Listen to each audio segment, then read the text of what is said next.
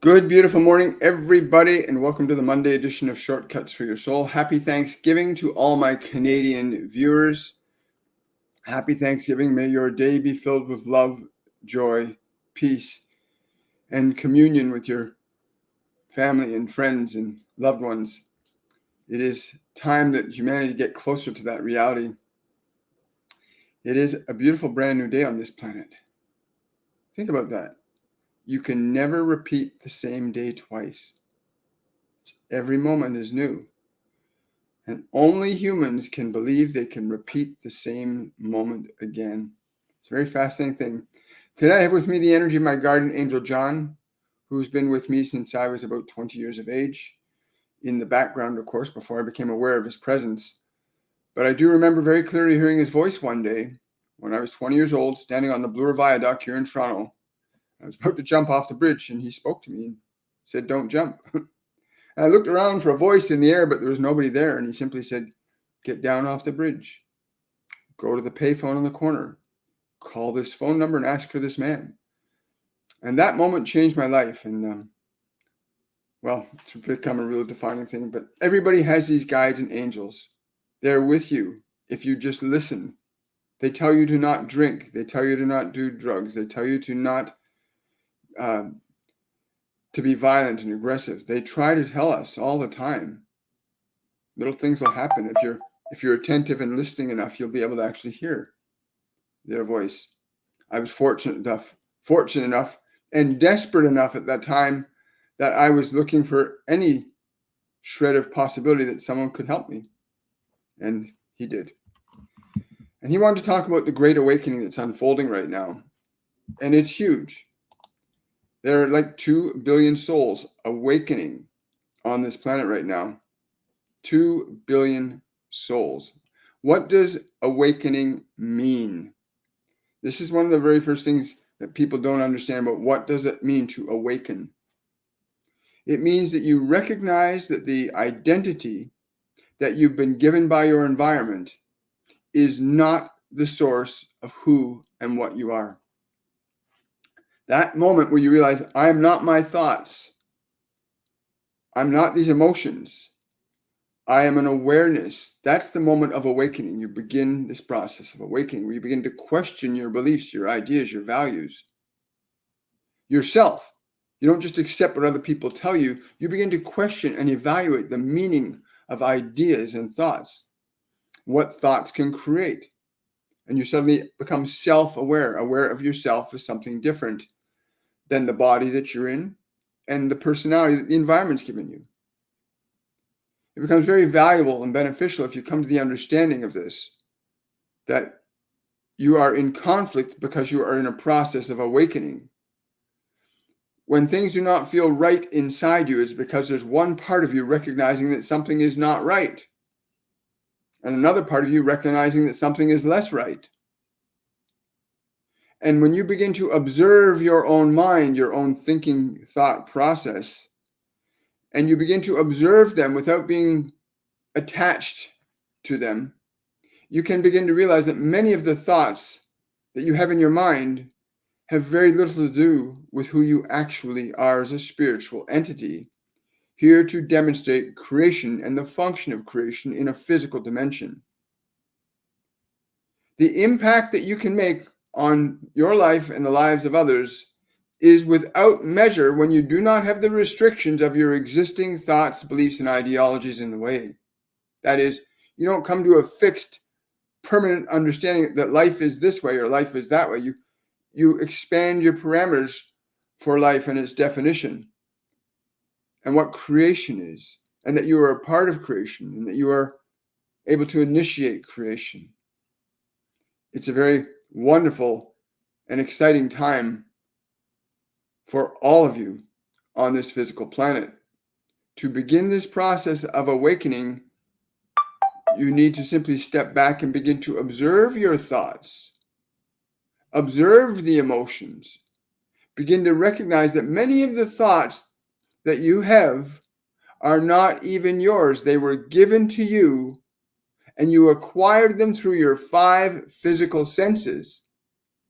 And you've become identified with that information as the source of yourself. And this is where a lot of upset and confusion occurs, because you are not your thoughts. You are a soul. You are not the emotions that some of those thoughts generate. You are an awareness. And the moment you begin to evaluate and question your thinking mind, you begin to awaken. And there are 2 billion souls on this planet in the process of awakening at varying levels of internal conflict. Please understand that internal conflict merely represents that there is something fighting or resisting something else. We would say to you that your soul is struggling with the illusion placed upon it by the environment. That is, the beliefs about who you are, why you are, what your purpose is here, that you've been told by the world.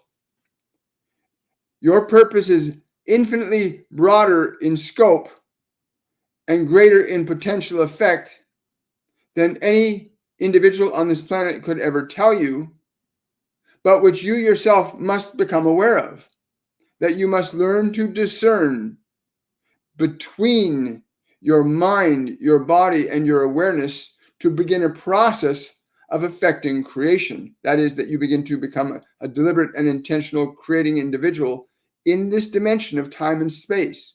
That both body and mind are indeed subjective to you and not you subjective to them. When you begin to realize that this is the truth, that you have thoughts, but you are the thinker, that you have emotions, but you are the feeler, that you have a body as an instrument that you utilize while living in this dimension, then you are well on the way to awakening and beginning the process of redefining your own mind and redefining your body. Because when you redefine your mind, you redefine your energy. When you redefine your energy, you redefine matter. That is, the matter you call your life. Your experiences in this physical dimension are fully contingent upon the general emotions that you hold in your body and in your mind, as thoughts and emotions are intimately connected. When you change a thought, you change the existing energy structure that exists in your body. These energy structures of emotion that you hold in your body are responsible for creating the conditions in which you find yourself. In any moment, in any time, the general collage of thoughts that you hold in your mind are the printout for the experience that you are currently enduring or experiencing at this time. This process of awakening liberates itself from the mind and body. You liberate yourself from your mind and your body in this process of awakening. In the mechanism of redefining your mind, that is to change your thoughts, your ideas, your beliefs willfully through your own will, to evaluate a thought or an idea as to its truth for yourself. That you know that up is up and down is down because you know from your own experience, and not because someone has told you that up is up and down is down. This process of awakening means you question and redefine your entire personality. It does not have to take years upon years, as many say, oh, it took me 25 years to make this personality. It's going to take me 25 years to unravel myself from it. And I would simply say to you that is not true. If you understand the function of generating energy through intentional thought or created thought, you can change energy in your personality in a matter of a few months. You can shift enough energy that you will become a brand new you, simply by learning how to change the functions of your thinking mind and what you allow it to think. Change the ideas of belief in your mind, and you'll change your being. Your body will change. Your mind will change under your direction. And it will not take as long as what some of you might fear, years upon years upon years.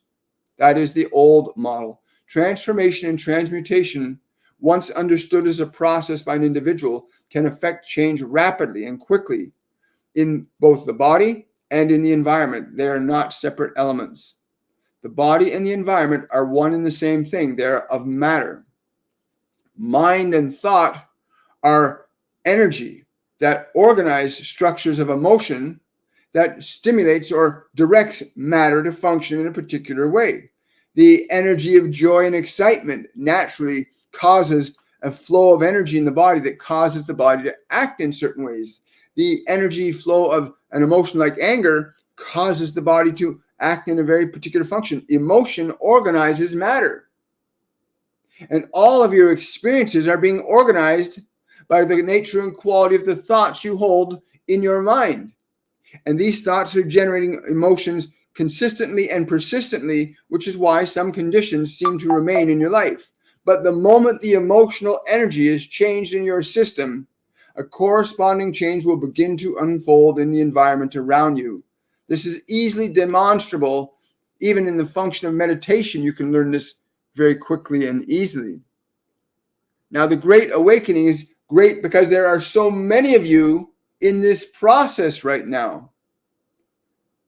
There are 2 billion of you in this process of awakening right now, making the distinction between body, mind, soul, and energy, recognizing their interfaced process, that they work together, but they work in a hierarchical structure. In other words, you can initiate a thought that can initiate an emotion that can initiate an action. And that the function of creation follows that process. That you can initiate an idea or a thought. It generates a specific quality or quantity of energy. If that energy is developed and sustained sufficiently enough, then that energy begins a process of manifestation in the physical dimension. Manifestation can happen instantaneously, or it can be delayed according to the nature and the quality of the resistances that that energy is meeting. So if you're in a state of joy and somebody starts screaming and threatening you, that presents resistance. Your joy, you will find, will begin to diminish because the energy is resistant to that flow. But if your joy is greater than the flow of the resistance coming at you, then you will transmute that resistance. Even in other people will be guided to change spontaneously, sometimes not even knowing that you're influencing them to change. The greatest awakening is the shift from fear to love collectively. The great awakening is the shift from fear to love collectively. That is, your species, generally speaking, is shifting its consciousness predominantly from an energy of survival to an energy of creating. This is a gentle, gradual process that has been unfolding for many centuries, but which is coming to a head. The flower is ready to bloom, so to speak. The efforts of many civilizations and individuals is coming together now to see the flowering of the product. What happens after all these years of cultivating this idea of love, meeting the resistance of fear, and what occurs after this period of time. It is like the cycles of the seasons, the spring, the summer, the winter, the fall. So too does consciousness go through similar ebbs and flows in that fashion. The great awakening is happening within you right now. It is happening within you right now. The moment you begin to observe your thoughts, that moment where you look at that thought and question the origin of a thought. If you question the origin of a thought, you shift out of being thought to being awareness, observing thought. You are now instead of being the vehicle, you are the mechanic working upon the vehicle. That is, you begin to question and evaluate the nature and quality of the thoughts that you've acquired from this world, and then can begin to affect a change. Oh, this thought that I'm not good enough, where did I get that? Oh, I remember being taught that when I was very young. I'm going to release that thought, and I'm going to consider the possibility, if I am good enough, how would I feel? If you were good enough, how would you feel? You'd feel better. That process of deliberately evaluating, analyzing, altering, and changing your thoughts becomes the function of self-consciousness, self-awareness, affecting a change in creation. As every thought has a corresponding energy to it that produces a corresponding effect in your environment. Every thought that you have been given by this world is affecting you to varying degrees. The more persistent a thought is, the more consistent a thought is, the more permeable the effects in your world will be, in your personal life, in your physical life, in your relationships, in your relationship to nature. The nature and quality of your thoughts determines the effects of creation that you get to experience in this physical dimension. You may choose to defer or deny that you can change your thoughts. You can come to the understanding that the thoughts that you have in your mind are exactly who you are. And they may be, if they are thoughts that you've deliberately and consciously chosen. But from my observation, the number of you trying to leave this planet because you do not know how to handle certain emotional qualities inside yourself is an indication that there are many of you that have not learned how to differentiate between your thoughts, your emotions, and your biology. And this is problematic, but you cannot escape the effects of your own causes. You will have to come back and learn the process again. You are a soul, a divine entity, here to learn the function of creation, made in the image and likeness of an even greater creator than yourself, but made in the image and likeness for the perspective of learning to become as your creator. But to do so not through fear, but through love. To do so not through fear, but through love. The manifestations of love and the manifestations of fear are very, very different. But they all produce effects in your experience of time and space, and you cannot escape that reality of it. Excuse me, I think we got a question here. Just for those of you that are wondering, we have a new feature here that allows you to send questions to me directly. If you have a personal question, or if I can't get to your question today, then we can do this. Okay, there we go. Okay, and I did get something. I heard the ding come in from PayPal, so let's see if somebody's asked me a question here. Let's see. Scrolling down. Question from Daniela Sufi.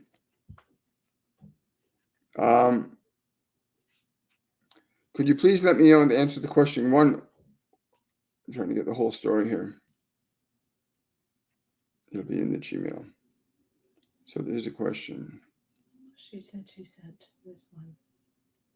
Yeah, I just got to find the question. I think I have it here. Okay. Do you have the question? Yeah, I think it's her. Okay.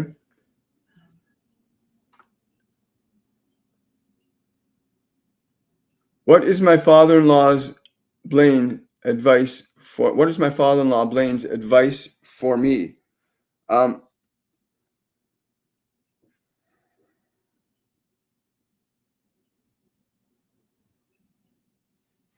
He's saying it's time to go very slow, but do not be afraid to go forward. It's time to go slow, but do not be afraid to move forward. Something about a new project you've been considering or you're engaged in now. Go slowly, but keep moving forward with it. But I've also got a question here from Daniela here. Thank you so much.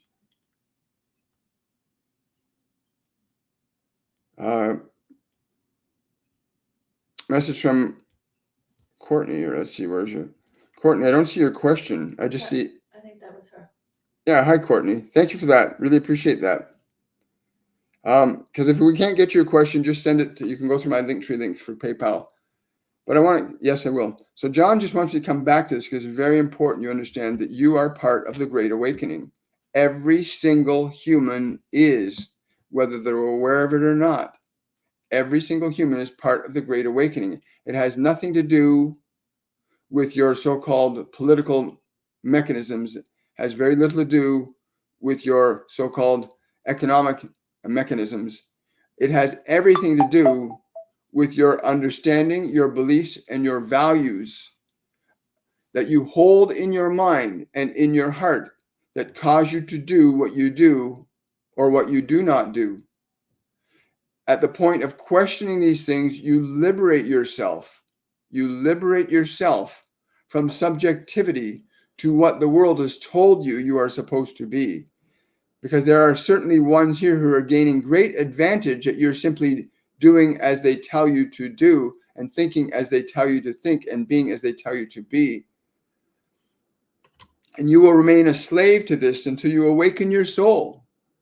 And you awaken your soul by questioning thought, its source, its origins, what are its effects. You must choose to awaken to awaken. It is not something, it is available to everyone, but it is not something that can just be given arbitrarily. You must choose to awaken. You can remain in the deep sleep of your mind and your body and believe that your mind and body are what define you. Then you will remain in the causal and effect conditions of mind and body. You will remain in that loop of karma of mind and body, some for many, many lifetimes. But in that moment where you begin to question the nature and source of a thought, whether that thought is from yourself or you hear it on a device or somebody is speaking to you, question thoughts, because thoughts can put you asleep and thoughts can awaken you. Thoughts can put you to sleep and thoughts can awaken you. This thought that we have here can awaken you. This thought can awaken you. You are love. This thought can awaken you. Consider that possibility, especially if you believe your suffering is who you are. Then consider this thought, that you are love. Consider that thought instead of the thought that you are not good enough or nothing works right for you or nobody loves me. Consider this truth. You are love. The vibration of that thought can stimulate awakening. Just like the vibration of thought that you are stupid causes you to go to sleep, to be less than what you are. But the truth is, you are love. Every single being that exists at its core is love. Every single being at its core is love. What stands between the realization of yourself as love is your mind, the mind that has been given to you from the world of experience through the 5 physical senses. That is what you need to understand, that your mind is between you and this truth. And you must reorganize your mind so that it is in the image and likeness of what you are, which is love. What does love think? What does love say? What does love do in any situation? What does love think? What does love say? What does love do in any situation? Consider that idea. Consider that idea today. What does love think? What does love say? What does love do? And then do it. If love says, I am gentle today, then you be gentle. If love says, I'm playful today, then play. If love says, I'm going to work hard today, then work hard today. If love says, put more good food in my body, then I put more good food in my body. If love says, and you obey love, then you will come to the truth that you are love. But this one thought can begin the process of awakening you. Got a super chat here on YouTube from Shantae. Shantae. Hello, Shantae. Good morning, William. Would love to hear any message from my guides, please. Thank you, Shantae. Shantae, I think you just got it about 20 seconds ago. This statement, you are love. What does love say? What does love do? What does love think? It's very easy. If you're in the position to observe your thoughts, you can define which thoughts are of love and which thoughts are of fear. And each will have its own reward. Fear has the reward of suffering. Love has the reward of creation, of freedom, of happiness, of joy. Wow. Thank you, Shantae. Beautiful question. Let's see what we got going on here.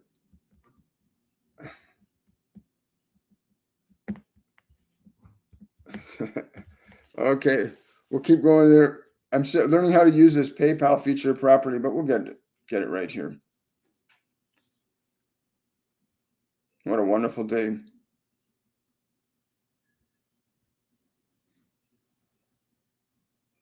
Okay. I always love learning new things. Thank you, Courtney. Someone's Carly Jonas Schwa is asking, what advice do I need to hear for the upcoming weeks? I think that's actually Carol Jonas Schwa from TikTok. Thank you so much for that question. What advice do I need to hear for the upcoming weeks? Well, the one that was just given to you might prove very useful. You are love.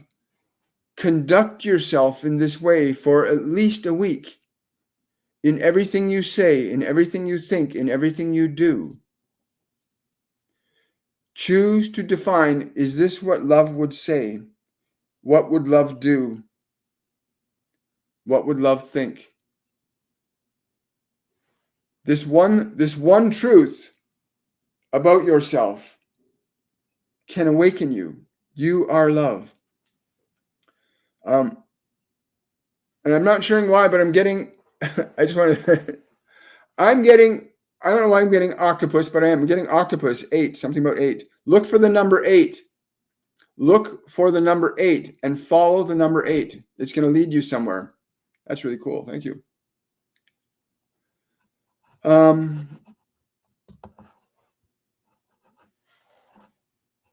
Oh, thank you very much. Really appreciate that. Well, I'm certain somebody's saying, that's a great shirt. You are so ascended, I can't hide anything from you. Well, you know what? We're all in a process of ascending. There's no ultimate top or ultimate bottom. But yeah, it's an amazing journey. It is really an amazing journey we are all on. This one statement can make a huge difference. There we go. Let's see here. Got another question here.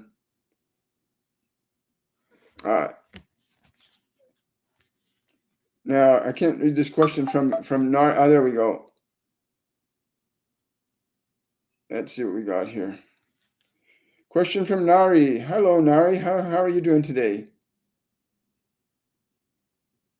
I've been facing challenges at work and my manager seems to be dissatisfied with my performance. What can I do to change this? I think I'm paraphrasing because I'm trying to see the whole question.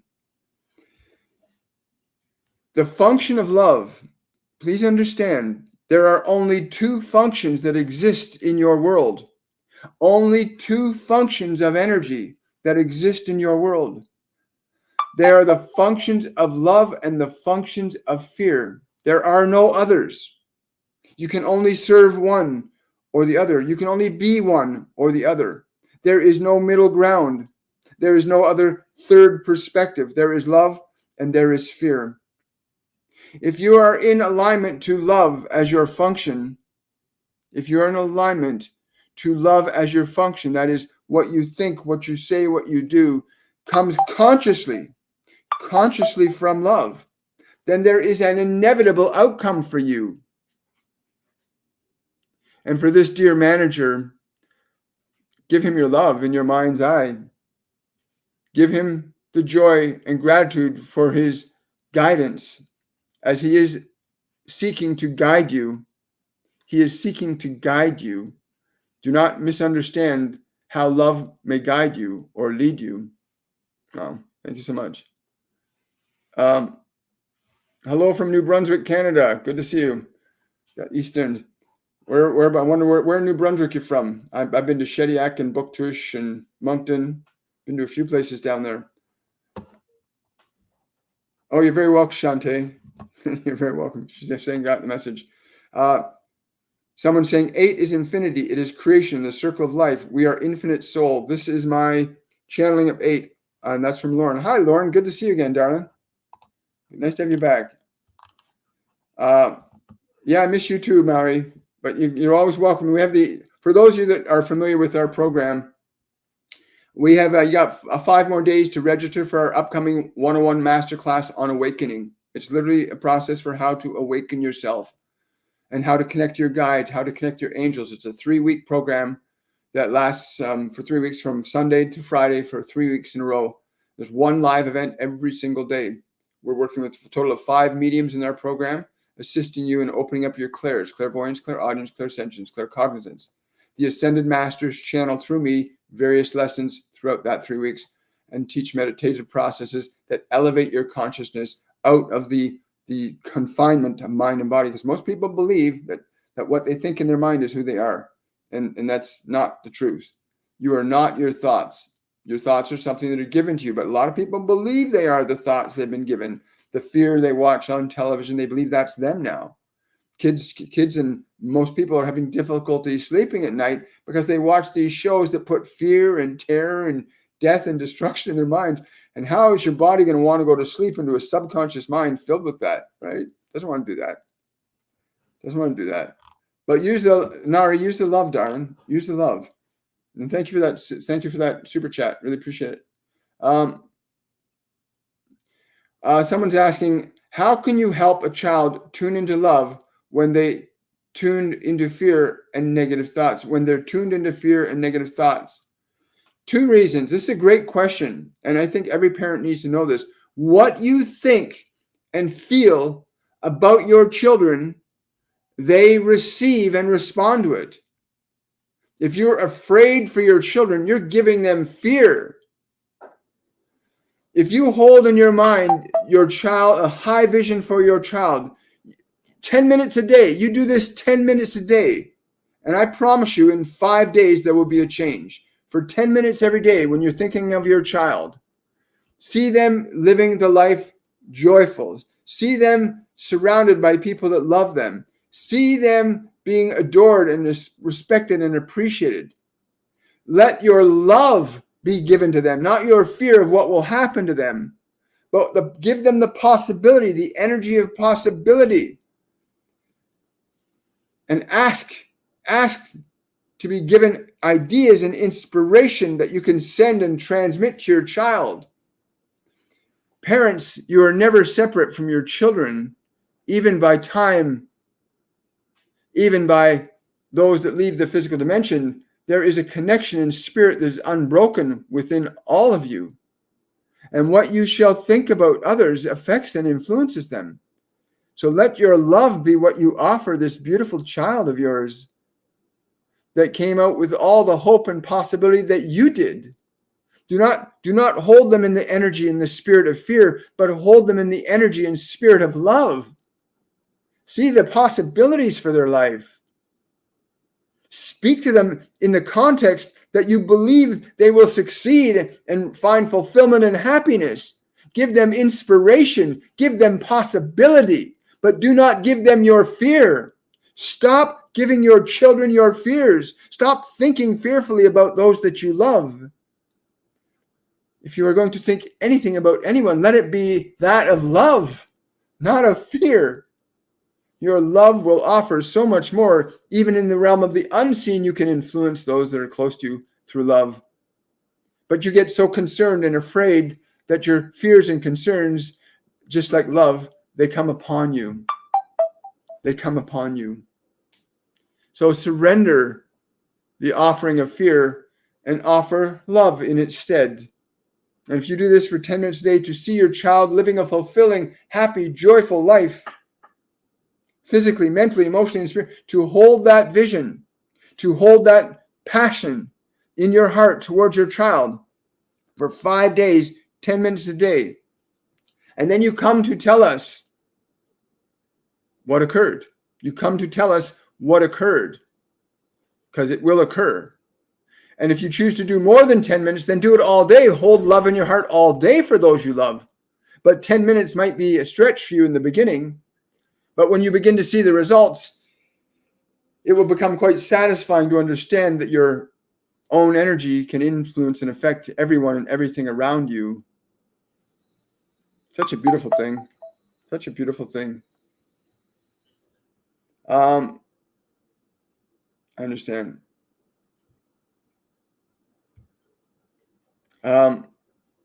Someone's asking here, Ellie here on TikTok's asking, am I a healer? Will my marriage survive my soul transition? The brilliant light you are share changes people. You are doing that too right now, Ellie. Listen, to answer your question, everyone has healing abilities within them. Your body, just your body by itself, can heal itself. Now let's think about this a little bit more. If your body heals itself and your body will follow your instructions, can you not teach the body to heal even better? Does that mean that you can also transmit healing from your body to another? Yes, you can. So yes, you are a healer, but you will have to work at that function. You have to become conscious. You have to get your body into a state of being where the function of energy, because love is healing, love is healing, love is healing. Fear is not. But you want to get yourself energetically aligned to the function of healing, which is life. And learn to project your love to others. But everybody has the potential to be a healer, as it is within everyone. The body is automatically able to heal itself. And you can change and affect that process with an act of your will and your own creative mind. You can create ideas in your mind that will cause the body to react in very specific ways, just as you can watch your TV systems and react and respond to what you're seeing on the screens. So yes, and your marriage, why would you even have any doubt about a marriage surviving your transition? Your marriage will thrive. Why would your marriage suffer if you are moving closer to love? If you're truly moving closer to love, your life will certainly change rapidly and most wondrously if you move closer to love. In any respect, your life will begin to change accordingly. You move away from fear, you will see great change. You move towards it, you will see great change. All you have here is change. Oh, it's so cool. Thank you so much for that. I get that. Yes, that's true. Very true. Oh, thank you, Sunflower Skies. Good to see you, Lauren. I think we're getting close to being complete. John, I want to say thank you, brother. I mean, the very first time I heard John's voice, I'm literally standing on this bridge, and I remember that as I climbed up on the ledge of the bridge, and I was putting my foot out over the air to go off, and I heard his voice just say, "Stop." And at that moment, just before he said stop, I was thinking, if there's anybody, anywhere that can offer me a shred of hope. And and then I heard his voice said, "Stop." It's just a beautiful thing. Thank you, John. I'm really grateful I can share this with you guys. Someone's saying, Heather is saying, my husband passed 4 years ago today. And you still feel him, Heather, don't you? You still feel him from time to time. He tells me you still feel him. He really loves that when you do that. And it's not about memory, because you have those moments where you feel him right with you. And that's because his energy is right with you. The love is really still strong there. He's not going anywhere anytime soon. He wants you to be well on the road to happiness and fulfillment. He wants you to be well on the road to happiness and fulfillment. But yeah, take those moments when you thinking about him to not let your mind go to the past, but stay in the moment where you're suddenly thinking. That's when he's present with you. That's when they come closest to us energetically. That's when the people that have left this physical dimension come closest to you. When you finally find yourself, oh, I'm thinking about my best friend, Bill. I know. And then suddenly I tune in the energy and go, wow, there's Bill. He's present with me right now. I can feel his energy. What most people do is they feel their energy and they start thinking about them because they're coming close to you energetically. So you start thinking about them and then you start to remember about them. And then you go from experiencing them in the present to in a memory of the past under the illusion that they're no longer present in existence. They just don't have a physical body. But if you can wrap your mind around that, it can prove to be very exciting for you when you start connecting to your loved ones energetically. When you start realizing, oh, I'm thinking about my mom. It means her energy is present with me. Or I'm thinking about my sister. Her energy is present. Oh, my brother. I'm thinking about, instead of going back to the past and the idea, I miss them, they're gone. No, they're with you in that moment that you're remembering, right? You're feeling their energy. That's what you're feeling, their energy. That's why that thought comes up, because it's connected to their energy. And so they're present with you. right? It's like if I say to you right now, black cat, your mind gives you a black cat. So if their energy comes in your field, your mind is going to give you the energy that matches that energy coming into the system. Hope that makes sense to everybody.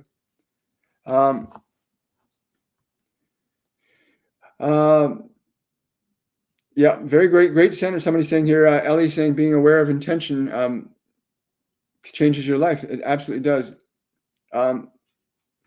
Good morning. Are there any messages for me today? Feeling in limbo with all aspects of my life. Consider this thought on the shirt. Think about that thought. Put that thought in your mind and watch what you start to feel. The truth always sets you free. And this is the truth. You are made in the image and likeness of an all-knowing, all-powerful intelligence. Think about that. And this truth that you are love is one of the most powerful aspects of it. There is love and there is fear.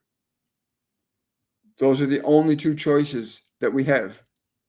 And you can align to things that are in fear and you can align to things in love, but you please choose love. Choose love today for yourself, darling. Choose it.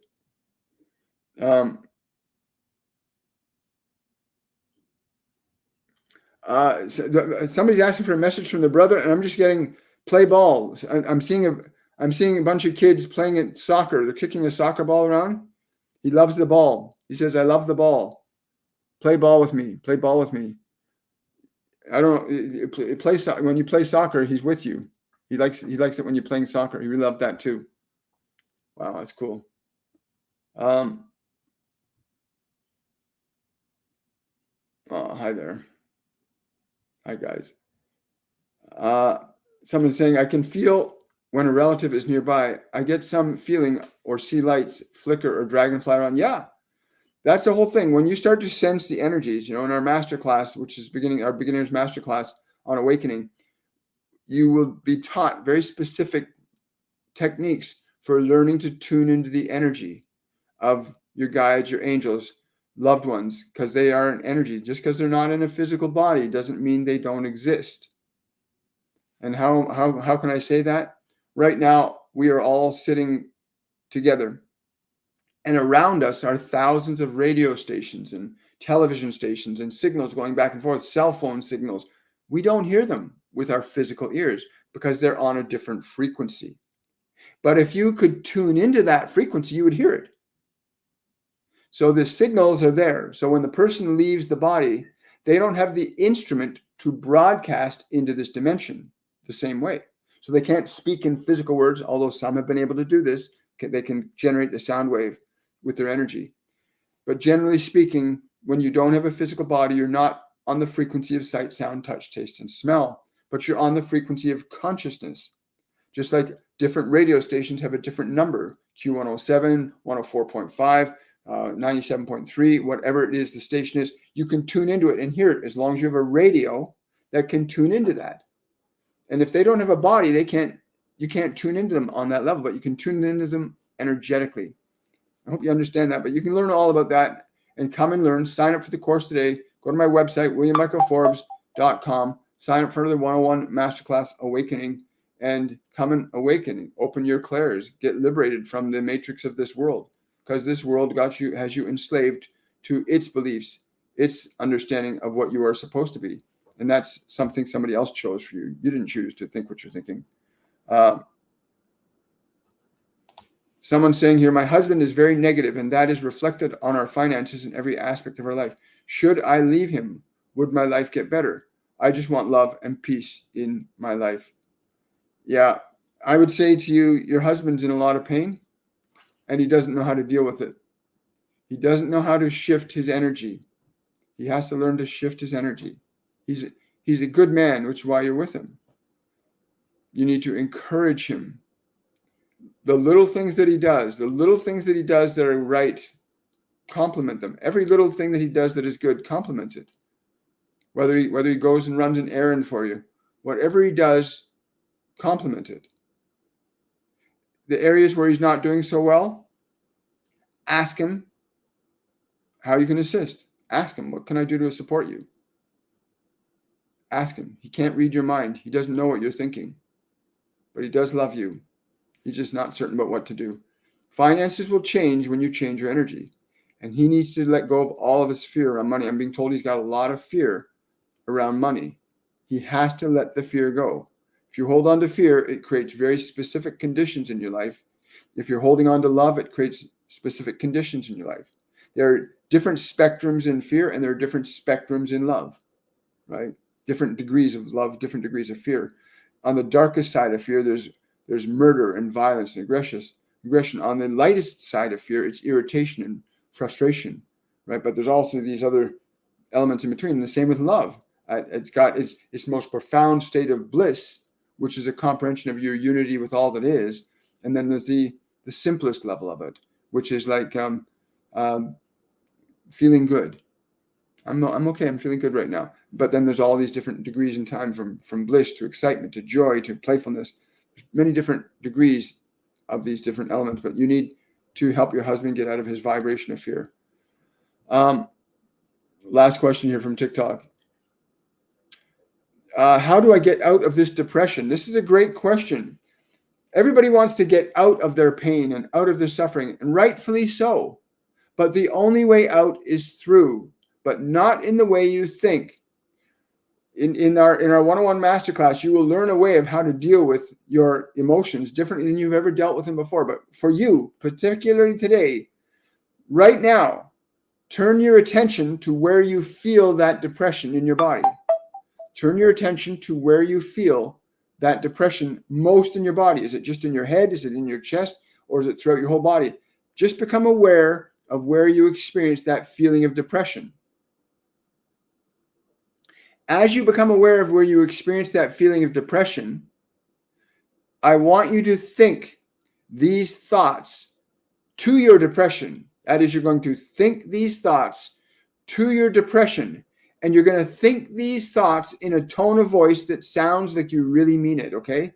So it doesn't matter whether you believe it or not, but if you sound like you mean it, you'll get a very different response. So sense the space of the depression and give your depression these thoughts. I am with you. I will not ignore you. I'm willing to love you, even if I do not understand you. I'm with you. I will not ignore you.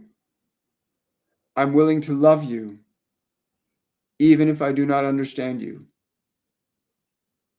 And as you communicate those thoughts to the depression, notice how it changes. You'll feel almost an immediate change the first time. You'll feel a change in the degree and intensity. Sometimes it's a lightening or an expanding of the energy. That's because you're using a function of thought that's in this very specific structure that creates a very specific energy that interacts with the depression and changes it. Much the same way as the temperature in a freezer can interact with water and turn it to ice. So too, certain thoughts that you have can generate very specific changes in the emotional energy that you're harboring inside your body, most of which isn't even yours. A lot of the negative emotions people are feeling aren't even theirs. They've been given to you by the television, by news, by radio, by politicians, by thugs. You want to learn to watch what you put in your mind or what you allow others to put in your mind. Be very mindful. Thank you so much for that question. It was really awesome. I'm so grateful to have all of you here today. I look forward to seeing you guys on Wednesday's edition of Shortcuts Your Soul. Remember, you've got 5 more days to sign up for the Masterclass 101 Awakening. Go to my website, williammichaelforbes.com. I do have to go. I got a reading in about 7 more minutes. I got to get prepared for that. I want to wish you all much, much love and have yourselves a wonderful and joyful day. And thank you for all your support.